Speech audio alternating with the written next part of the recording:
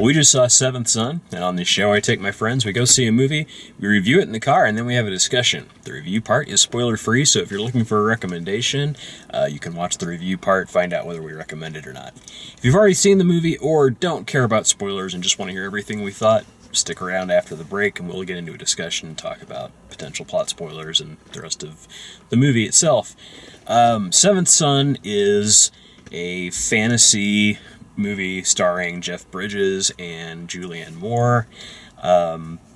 Jeff Bridges is sort of the grizzled old knight. They call him Spook. I think it's based on a book called The Spook's Apprentice. And he's training an apprentice to help him fight Julianne Moore and her minions and rid the land of her witch/dragon people. I guess that's the best way to quickly describe the plot. That makes it sound insane. But it's true.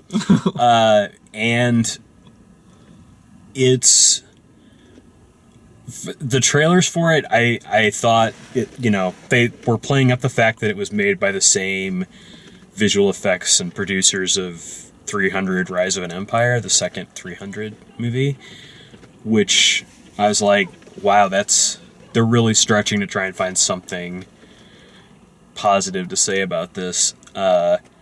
It's bad. It is really bad. Why is it bad? Well, the movie is incredibly boring and it's incredibly predictable. It actually has a scene toward the beginning where Jeff Bridges has an apprentice before the main character, or before the apprentice that he has through most of the movie, played by Kit Harington, Jon Snow from Game of Thrones. And they have a couple of scenes together to sort of establish their characters, and then they fight Julianne Moore, and Julianne Moore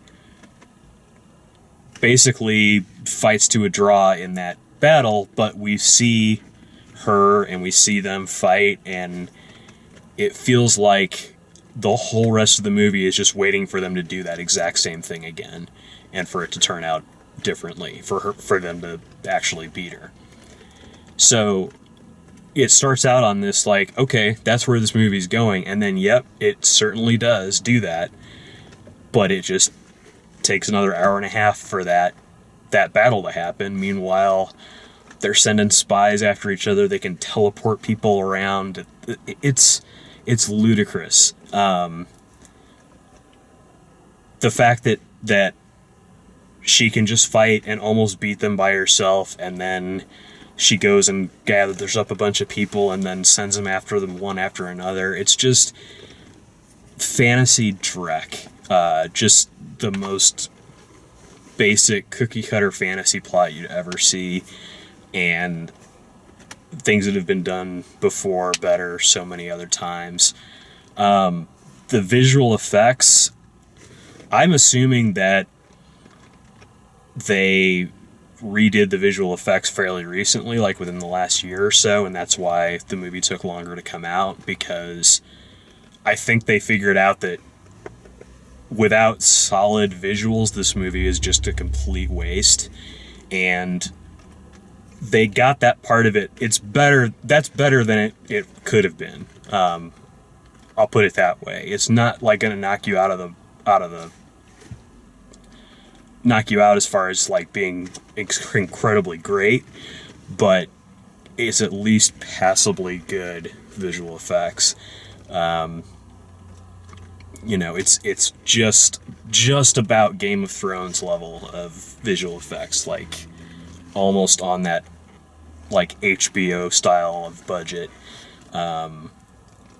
but nowhere near as epic as Game of Thrones, and nowhere near as well integrated in with everything else that's happening. Lots of areas that are just the two main characters and a just field of nothing, and nobody else is there. It's a completely uninhabited world. So, don't bother. That's my recommendation. What do you think? Well, I had actually read the book series that it was based on, and while it wasn't as offensive an adaptation as Beautiful Creatures or Aragon were. This did combine a lot of elements from the books into one movie and still managed to be boring. Yeah. I was blown away by how much I phased out of the movie and just started paying attention to other people in the theater instead of the movie itself. It wasn't very good at all. It's so slow. It was atrocious, and Jeff Bridges, he plays the same character in every movie. Yeah, it's the same as the guy in The Giver. Like, Yeah. he's the same character from The Giver. He's the dude in armor. What's this going on for some reason? And Julianne Moore does the best she can with a cardboard cutout of a character. I saw this trailer for the first time a couple years ago. Yeah. And so I was shocked that it just kept getting pushed back and pushed back and pushed back.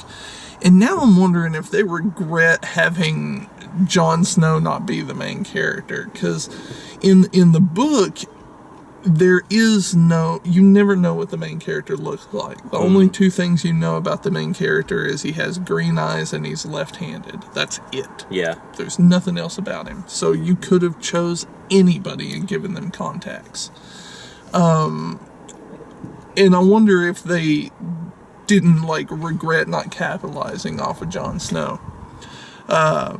Maybe. I mean, he's been in terrible movies too. Yeah, Pompeii. But the main character is boring. Nobody cares about him. Yeah. You'll never feel any connection with him. The only character really that has a personality and that you actually somewhat grow to care about is the witch. And that's very little. It just was not a very well spy, done. you mean? Yeah, the spy. The spy.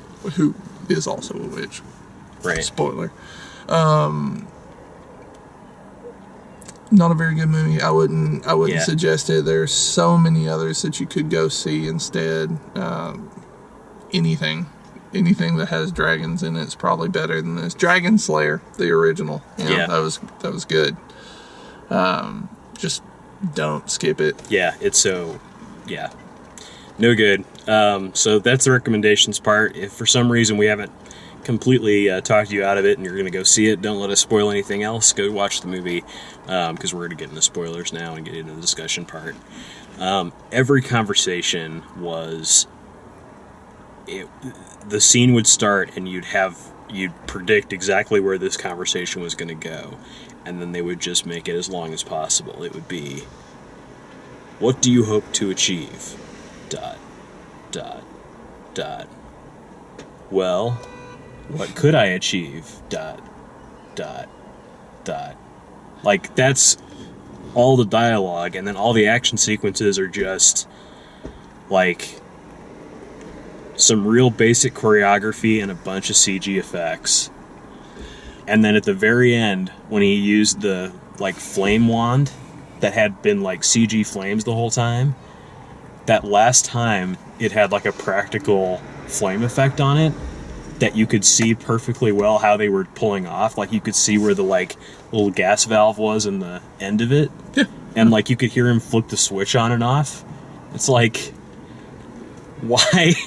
why are they using a practical effect now? And it's the stupidest looking thing in the movie, and it's the climax of the movie. Yeah,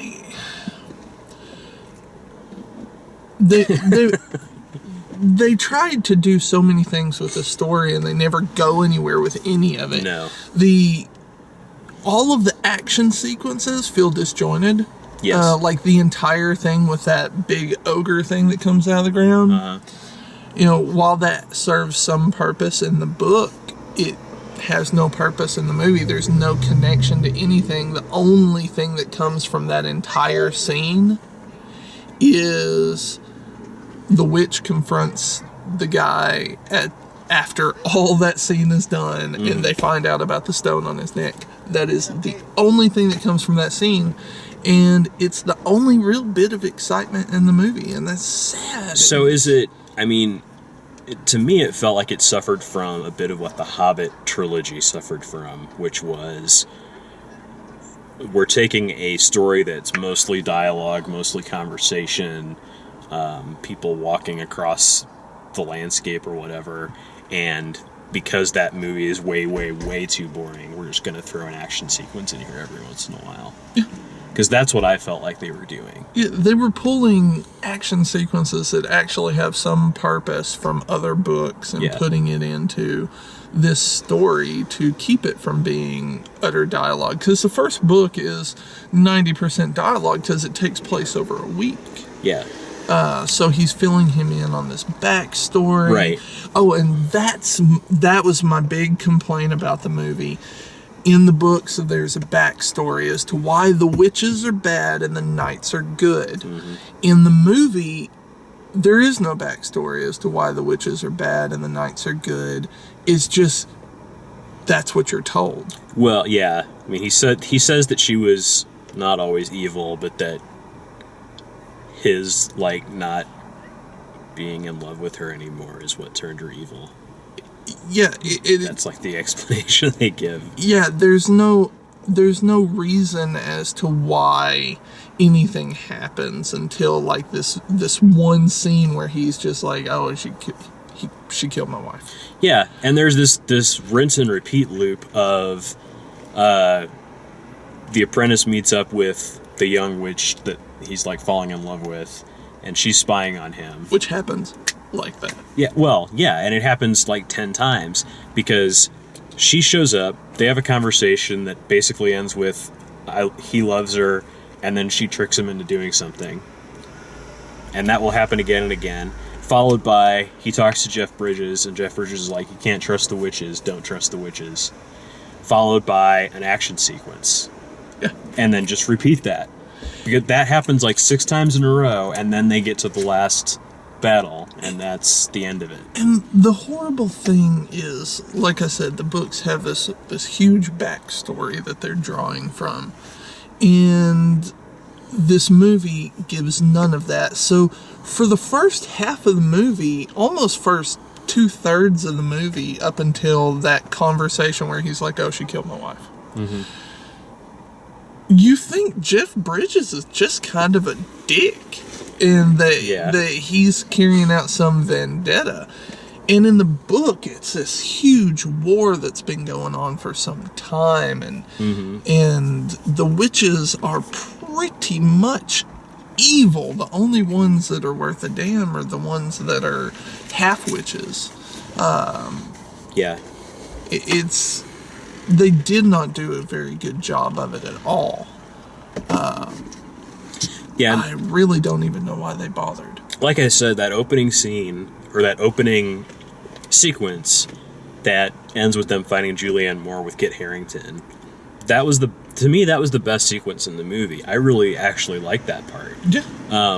When they trapped her with the silver chain, that chain net, and they're holding on to her, and the physics of it look kind of real, she's trying to fly and they're holding her back, and all of that was really cool. And then they just that just ended up being this anticlimax of, no, we're just gonna stretch this out now. You just saw the best part of the movie, but now you have to sit through the actual delivery or development of, and then at the very this end, other character. Then at the very end, they rob you of that climactic battle between the knights and the evil witch, because they have.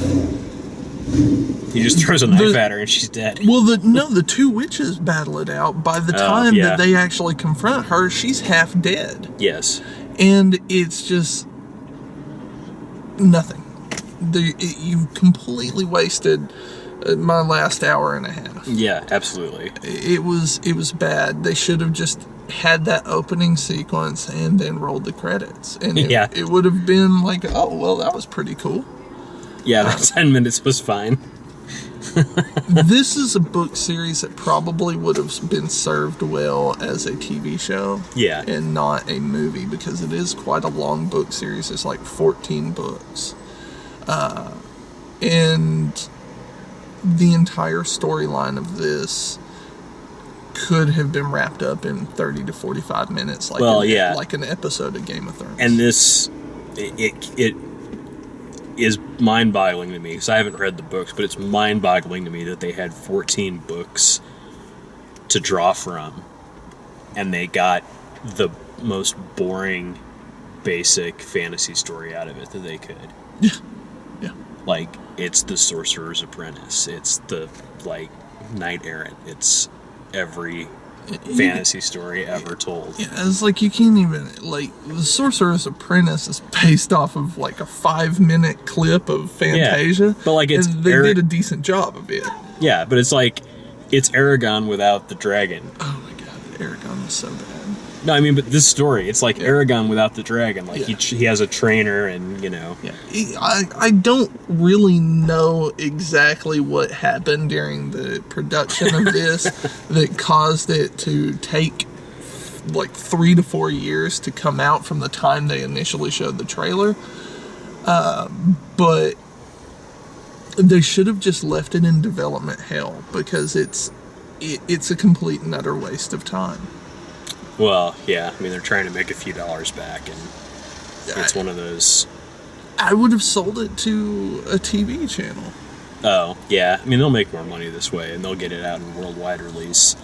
It'll make money overseas, because people don't. I see this one making a bit of money on DVD. Not making much in theaters. Maybe overseas. No, it won't make money domestically. It'll make money overseas. That's why they're releasing it. But, yeah. Anyway, that is Seventh Son. Please don't see that. If you like the way we do these videos, please like us, subscribe to us. Check out our Patreon campaign, where there's monthly exclusive content. And for all the movie reviews, written and video, check out DaleMaxfield.com. Thanks for watching.